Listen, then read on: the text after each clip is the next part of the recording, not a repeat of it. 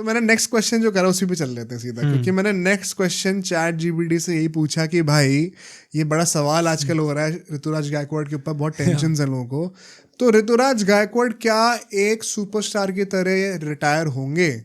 आप जरा उनकी पूरी करियर ट्रैजेक्टरी मेरे को प्रेडिक्ट करके दिखाओ कि जब वो साल 2050 में हम पलट कर देखेंगे आज से 25 साल बाद, तो शुभमंगल कह रहा हूँ, ऋतुराज गायकवाड़ के फाइनल करियर स्टार्ट्स क्या होंगे, उनकी लेगेसी क्या होगी, उनको किस तरीके से याद करा जाएगा इंडियन क्रिकेट में। हाँ, तो पूरा भाई डिटेल में उसने दिया है बना के, इसके ऊपर बड़ा अच्छा डिस्कशन होगा, अभी मैं बताता हूँ आपको।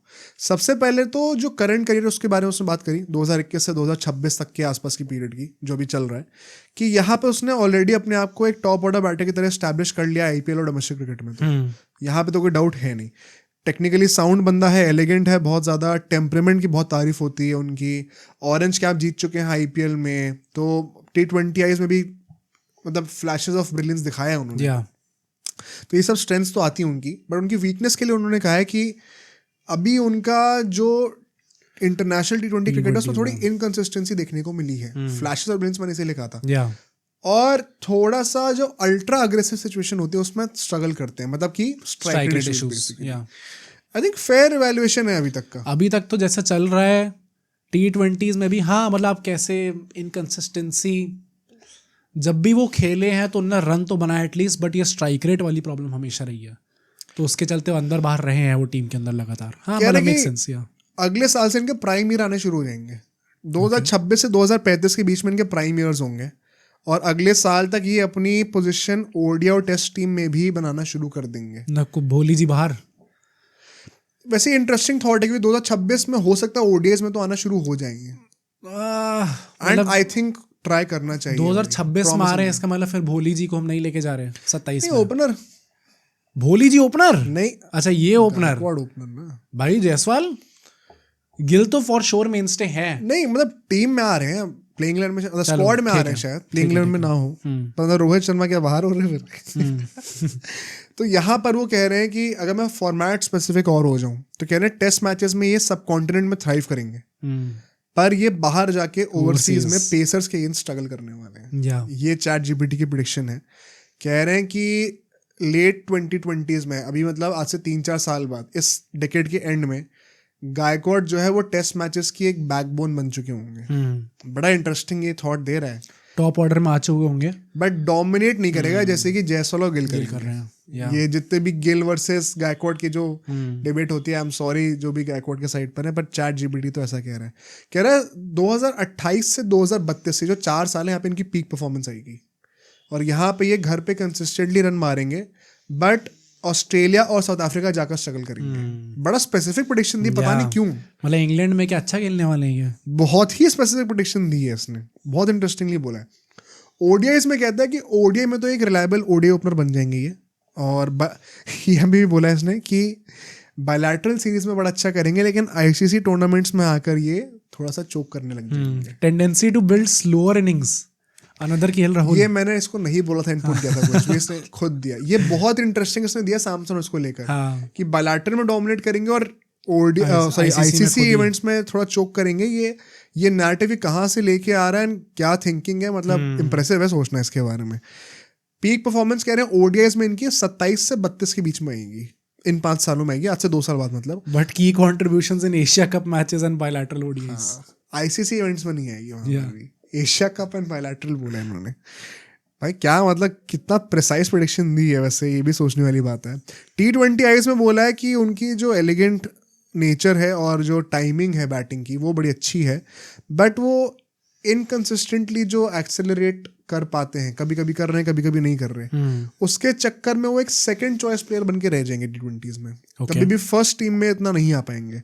कह रहे साल 2030 तक, आज से 5 साल बाद तक, यंगर और मोर अग्रेसिव प्लेयर्स उनकी जगह खा जाएंगे T20s में। डैम। तो ज़्यादा इनका करियर लंबा होने नहीं वाला T20s में आकर। अब जो लेट इनका करियर है, रिटायरमेंट के पास जैसे से पहुँचते रहेंगे। अभी हमने पीक ईयर्स की बात कर ली इनकी, 2035 से 2038 के बीच में, 3 साल जो होंगे, यहाँ पे कह रहे हैं कि ये अपने मिड 30s में पहुँच चुके होंगे, तब तक लेट 30s में आने वाले होंगे, और तब ये टेस्ट मैचेस और आईपीएल पे ज़्यादा फोकस करेंगे। ओडीआई और T20 से इनको धीरे धीरे फेज आउट कर दिया जाएगा। ठीक है।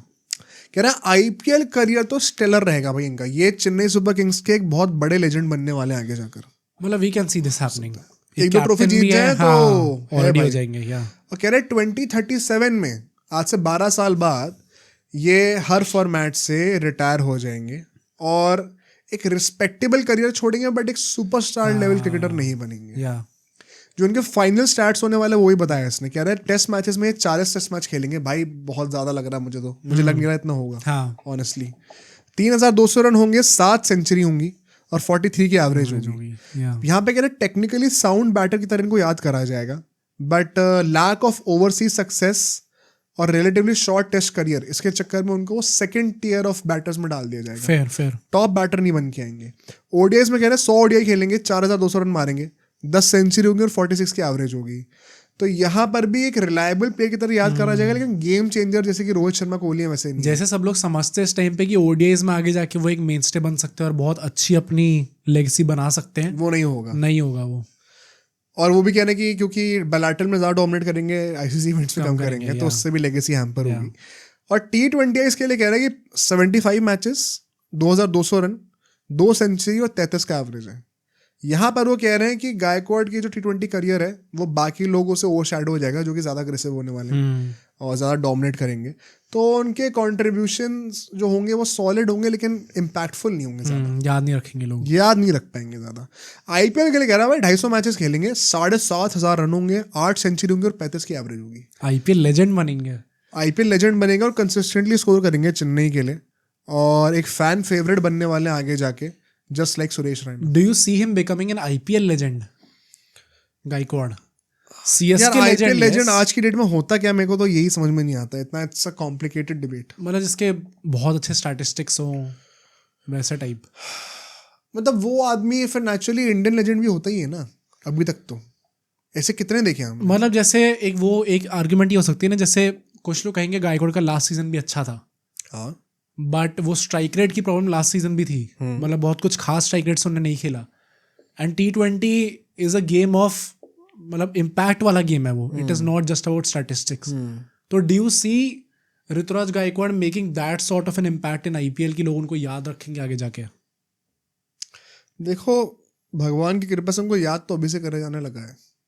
ये हमने पहले भी कहा है कि लोग कहते रहते हैं injustice for Gaikwad, but actually Gaikwad उन इस कंट्री में जो 150 करोड़ लोग हैं उनमें से गिने चुने लोगों में से हैं जो इतने ब्लेस्ड हैं कि वो इंडिया से इतना खेले नहीं, उसके बाद भी उनके पीछे इतने बड़ी फैन बेस होती, बड़ी पीआर है। बहुत कम लोगों को वो नसीब होता है। करुण नायर के बारे में कोई बात नहीं कर रहा है फॉर एग्जाम्पल। तो आई थिंक वो फैन फेवरेट, प्लस चेन्नई की क्राउड है भाई वैसी, वो एम्ब्रेस करेंगे अच्छे से। तो मुझे लगता है कि बन तो सकते हैं आइकॉनिक प्लेयर एक, पर मतलब आईपीएल लेजेंड हम लोग कैसे डिफाइन करते हैं मैं अभी तक क्लियर नहीं हूँ उस बात को लेकर। इंडियन आईपीएल लेजेंड ऐसा कौन है जो कि इंडियन टीम का लेजेंड नहीं रहा है फिर? भी मुझे याद नहीं आ रहा, हो सकता है होंगे लोग ऐसे। हाँ प्रॉब्ली नहीं है। यूजुअली अंडररेटेड प्लेयर्स, जैसे रजत भाटिया था, एक अंडररेटेड प्लेयर था इंडियन प्लेयर का, जो कि इंडिया के लिए नहीं खेल पाया, लेकिन आईपीएल में एक अंडररेटेड लेजेंड की तरह माने जाएंगे। Manish Pandey to some extent. तो मनीष पांडे भी कहाँ, मतलब आईपीएल में भाई कुछ इम्पैक्टफुल कॉन्ट्रीब्यूशंस तो थे उनके, पर लेजेंड बनने के लिए आपको ओवर द इयर्स लगातार परफॉर्म करना होता है ना। तो वो कहाँ है अभी? आईपीएल लेजेंड्स जो है इंडिया के, धवन सेकंड हाईएस्ट स्कोरर थे इंडिया से, मिस्टर आईसीसी कहते हैं। रोहित शर्मा इतनी ट्रॉफी जीते हैं तो इंडिया के वर्ल्ड कप विनिंग कप्तान है। Same goes for Dhoni, same goes for Virat Kohli, Bumrah, तो सुरेश रैना भी अच्छा खेले। सुरेश रैना ऑल्दो कह सकते हो कि इंडिया लेवल पे शायद उतना, मतलब वर्ल्ड कप विनिंग क्या ही बोले भाई। तो है भाई, मतलब मुश्किल है ये चीज़ें सर्टेन करना। इसके ऊपर शायद एक डिबेट हम लोग बना सकते हैं, लाइक पॉडकास्ट बना सकते हैं। कह रहा है कि जब ये रिटायर हो जाएंगे साल 2050 में, इनका कंपैरिजन हुआ करेगा इनके कंटेम्प्रेरीज से। और ये वही मतलब चाकू वहाँ घोपना जहाँ पे आपको दर्द हो रहा है वो वाली बात है। कह रहे हैं कि शुभमन गिल से इनका कंपैरिजन होगा, जायसवाल से कंपैरिजन होगा, और इनको हमेशा एक सेकंड टियर प्लेयर मान के रखा जाएगा उनके कंपैरिजन में। बड़ा अच्छा इनने पैरेलल दिया। कह रहे कि जैसे रहाने है ना, वैसे टाइप के स्पेस में ऑक्यूपाई करेंगे। बहुत ही अच्छा कंपैरिजन दिया है। पर्सनैलिटी भी वैसी है थोड़ी सी, रहाने भी अंडर अप्रिशिएटेड है थोड़े से, although I think Rahane has achieved much more. थोड़ा गायकवाड से कंपैरिजन अनफेयर है, बट किस टाइप के प्लेयर मतलब वो बन सकते हैं कि रहाने को हम फर्स्ट ईयर ऑफ बैटर्स में कभी कंसिडर नहीं मतलब करेंगे। आप लेजेंड्स में कभी भी नहीं रखोगे रहाणे को, ऑल्दो बहुत अंडररेटेड रहेंगे वो। हाँ एग्जैक्टली। बहुत इंपॉर्टेंट उन्होंने कंट्रीब्यूशन दिया है उस सालों में जब विराट कोहली कप्तान थे, बट हाँ उनको हिस्ट्री उतना काइंडली ट्रीट नहीं करेगी उनको। मतलब परहैप्स देन फिर ये भी एक टैग जुड़ जाएगा कि इनको एक हार्श ट्रीटमेंट हुआ इनके साथ, क्योंकि रहाणे के लिए भी a lot of people argue कि एक टाइम पे जब उन्हें कप्तान बनना चाहिए था तब वो टीम से ही बाहर हो गए थे, तो शायद ये टैग भी जुड़ जाएगा गायकवाड़ के साथ। पता नहीं पर वो कितना वैलिड है, क्योंकि गायकवाड़ ने अभी उतना कंट्रीब्यूट करा नहीं है। मतलब समराइज भी उसने यही करा है कह के कि he won't be a superstar but बहुत एक रिस्पेक्टेबल और मतलब होता ना एडमिरेशन एक्सट्रैक्ट करने वाला करियर उनका बनेगा, ये लोग रिस्पेक्ट करेंगे उनकी। तो ये तो मैं एग्री करता हूँ इस बात से। जैसा नेचर उनका, मतलब जितने भी हम लोग क्रिकेटर्स की बात करते हैं, अभी सैमसन को लेके इतना बोला हमने, सैमसन की कितनी बार ऐसे बोला है भाई कि एज अ गाय तो वो तो भाई मतलब एकदम आइडियल है। जिस भी यंगस्टर को बोलोगे कुछ आपको वैसा एटीट्यूड रखना चाहिए एकदम, तो चुप करके एकदम काम करना। एज अ ह्यूमन बीइंग तो कोई क्वेश्चन ही नहीं है उनके ऊपर। इट इज जस्ट अबाउट कि क्या आपकी वो क्रिकेटिंग लेवल, क्या आप उस लेवल पे हो कि आपको इंडियन टीम के अंदर हो गए या बाहर हो गए, वरना as a person, as a player कभी भी उनकी तरफ से हमें वैसा टाइप के कुछ एटीट्यूड या फिर वैसे टाइप के एक्शंस देखने को नहीं मिले जिससे आप बोलोगे यार ये खिलाड़ी को नहीं खेलना चाहिए यार, वो डिसलाइकेबल नहीं है। इनडिसिप्लिन इश्यूज कभी नहीं है। हाँ वो तो है देखने वाली बात, पर I think it's interesting to see कि कहाँ इनका करियर जाता है, स्पेशली व्हेन कंपेयर्ड टू जो सबसे बड़े अभी कंटेम्पररी गिल। अब सोचो अगर ये क्लिप इतनी बढ़िया थी तो पूरा का पूरा पॉडकास्ट कितना बढ़िया होगा। तो अगर आपको इसी क्लिप का पूरा पॉडकास्ट देखना है तो यहाँ पे क्लिक करिए, और अगर आपको ऐसे ही और क्लिप्स बिंज वॉच करनी है तो यहाँ पे क्लिक करिए।